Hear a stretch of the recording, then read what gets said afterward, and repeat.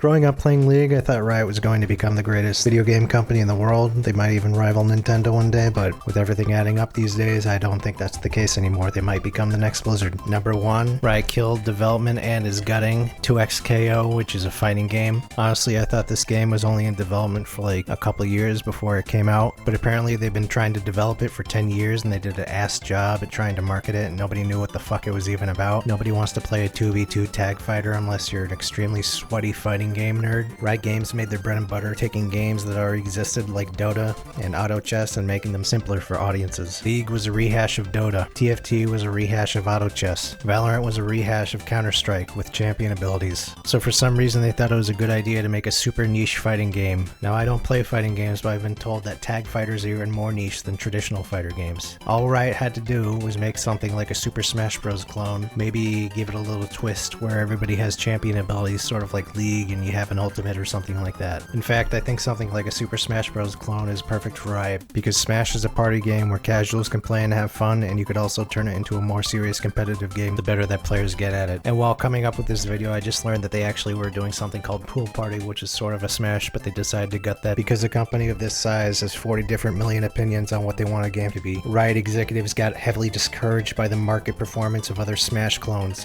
It's always market performance with these guys. It's always running the numbers and asking their stupid ass MBA graduates what they think is the best decision. They were able to make League of Legends one of the most popular games in the world starting out in a fucking basement because their priority was number 1, making a good game that was accessible to a lot of people.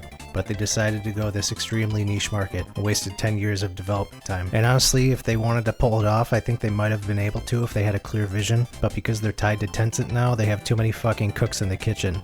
Everybody's fucking each other in the ass and nobody knows what to actually push out. I do think it's a good thing that they're refunding all 2XKO purchases to anybody that played that game, but where does the company go from here? What does it mean? What does it want to do with itself? So I think stuff like this shows that the MMO is probably never going to come out at this point.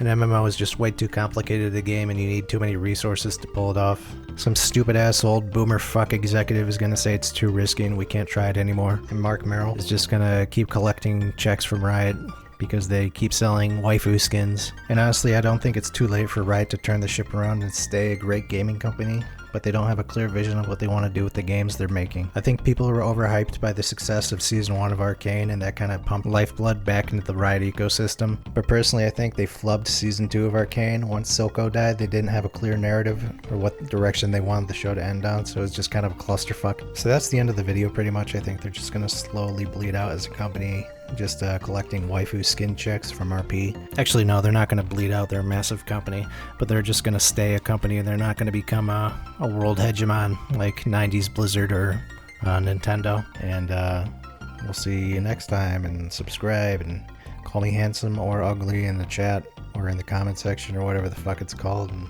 if you like the video, follow, and yes, bye bye.